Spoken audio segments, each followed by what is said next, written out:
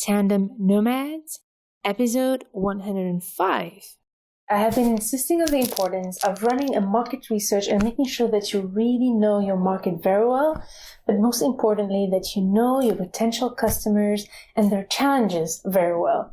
So in this episode, I will share with you my simple, easy questions that you need to answer when you run a survey with potential clients.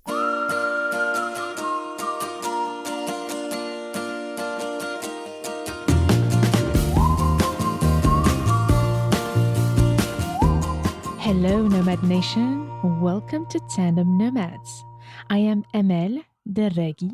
I'm a business and marketing expert, and I will share with you here all my tricks and tips to help you grow a successful portable business and thrive in your global nomadic life. This episode is the audio version of Tandem Nomads TV channels that you can find on Facebook page of Tandem Nomads, on the Instagram, and on YouTube. So if you want to watch this video, you can simply go either on YouTube, Facebook, or Instagram, the place of your choice, and make sure to subscribe to not miss any of these great insights and visuals. However, if you just prefer to listen to these episodes, that's all fine. And if you want to make sure to not miss any of the free resources that will offer you in this episode, all you have to do is go to tandemnomads.com/105. Running a survey is not that easy, especially to know what questions to ask. So I wanted to share with you here my tips on how you can run a survey to get to know your potential customers better and to actually know your current customers better, and how you can know where you can make a difference. Because at the end of the day, what you want to know is where can you make a difference compared to your other competitors, and what are the triggers that can help you become more convincing and have clients really want to work. So there's many ways to run a survey, as you know, but one of my favorite ones is to either meet with them one-on-one and also run an online survey. So I actually usually recommend to do both. I actually recommend to have 5 to 10 people that you meet one-to-one to ask them questions, and then have an online questionnaire that you can send to your potential clients. There are so many tools out there to do that. I will put that in the webpage of this episode. Tools like, actually the most simple tool is Google Forms, and it's free. It's easy to use. So if you're not into tech aspects, it's probably the most easy tool to use. There's Typeform also, and a Monkey Survey, for example. So those are great tools to run a survey. But I don't think that's the most complicated part of running a survey and asking questions, but it's more about knowing what questions to ask and how can those questions help you move forward in your business and get the important information that will help you get more clients. So are you ready? Take notes. So here is my first question, or the first type of questions you want to ask to your potential clients. So the first type of question you want to ask is all about the challenges. You want to learn all the challenges your customers are having regarding the product or service you're providing to your customers. You want to know what's their biggest challenge and why is it a challenge. So that's basically the distinction I make between a problem and a pain point. A problem is, for example, I have the flu. That's the problem. But the pain point is that I have a headache, my throat is hurting, I'm coughing, and I can't go to work. So you want to know as much as you can about those pain points and the problems that your customer are having. You want to know what problem they have, what problems do they have, it could be many, and what are the consequences of these problems.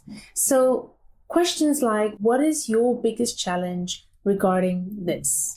So when you choose this, it has to be related to your business, to what you offer. For example, in Tandem Nomads, if I had to ask the question, which I actually often ask to many of you, what is your biggest challenge when building your portable business?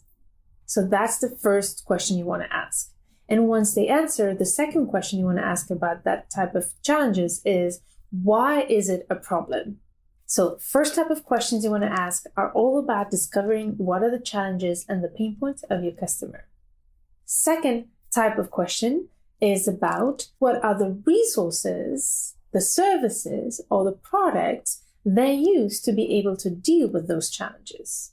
It could be books, it could be courses, it could be specialists, it could be products. So you want to know what are all the resources that your audience is using to be able to address those challenges. That's the second type of questions.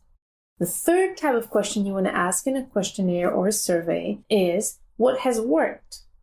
What is the resource that they listed that so far has been helpful? Because you want to know what are the things that are working on your audience. Even if it's not you who are providing it, you want to know what's working. Because you also want to know, you want to make sure that what's working is continuing to work for your customers, for instance, and that you integrate it in your services. But it will also help you to know that maybe that's not where you should go because somebody else is doing that. Which leads me to the fourth type of question you want to ask in your survey, which is, among the resources that they listed, what has not worked? And that's, my friends, is where you want to focus your business. Your USP, as we often say in marketing, your unique selling point should be where others are not providing value. So this is why this fourth question is super critical when you run a survey and try to understand the needs of your audience. So let me summarize to you the four types of questions that will be very, very useful to you when you run a survey. The first one is, what are their challenges and their pain points? The second one is, what are the resources, the services, and products that they use to address these challenges? The third one, among these resources, what has worked? And the fourth one, among these resources, what has not worked? So if you manage to get all these answers, you will have a gold mine of information to be able to make your business really, really efficient, but also it will really answer to the questions and to the needs of your audience. So you want to make it as precise as possible and get those answers as precise as possible. Actually, when you run these surveys or when you have these interviews with people, make sure to write down all the key words and expressions that they're using to express their challenges, their resources, and their desired results. Because that is actually what's going to be super useful for you when you will do your marketing copy, your sales copy, which is actually the text you use to be able to present your offer or services. So you want to use the language of your customers and not the language of your business. That's super, super critical. And that's also a huge advantage of running a survey, is that you're not only going to be able to know the needs of your customers, what they're expecting, what they're looking for, but you will also be able to express it the way they do so that they can identify with it. So make sure that you do that survey, that you do those interviews, and make sure to keep in one place all those key expressions and keywords that are going to be gold for you later on to be able to start approaching them with your products and services. So I hope this was helpful to you, and I would love to hear in the comment section now, what was the most important insights that you got from this episode, and what will you be implementing in the near future in your business? Remember, it's all about taking action, and I want to know what action you will be taking after listening and watching to this episode. And Nomad Nation, if you have a business and struggle to make revenue, or you have a business idea but have no clue of how to bring it to reality, then you want to go to download my free guidebook on the 3 important pillars to implement in your business in order to make revenue and thrive in your global nomadic life. So make sure to go to the link below or above this video or to the webpage of this episode where you'll be able to download this free guidebook. If you are ready to take action, make sure to download this free resource on tandemnomads.com/105. Nomad Nation, I look forward to seeing you in the next episode. Stay tuned to turn your challenges into great opportunities.